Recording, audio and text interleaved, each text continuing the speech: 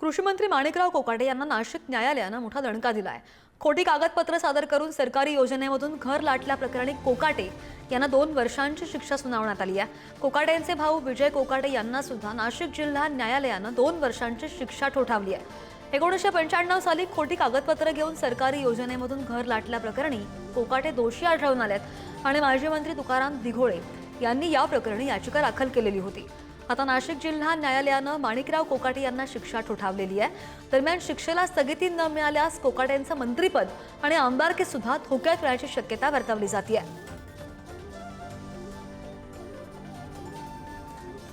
सरकारच्या 10% कोट्यामधून घर घेतल्याचा आरोप त्यांच्यावर आहे। कोकाटेंना कोणत्या प्रकरणामध्ये शिक्षा झालेली आहे ते आपण पाहतोय। घर मिळवण्यासाठी 1995 साली कागदपत्रांची फेरफार केल्याचा त्यांच्यावर आरोप आहे।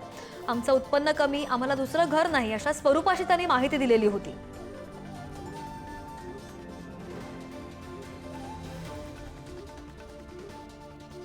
कोकाटे आणि त्यांच्या भावानं शासनाच्या माध्यमातून सदनिका घेतलेल्या होत्या।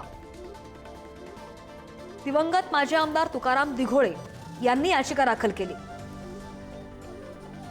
1997 सालापासून ही या प्रकरणाची सुनावणी सुरू होती। प्रकरण समोर आल्यानंतर आता राजीनाम्याची मागणी देखील लगेच होऊ शकते ना, काय राजीनाम्याची मागणी होऊ शकते, पण त्यासाठी अपिलेट प्रोव्हिजन आहेत।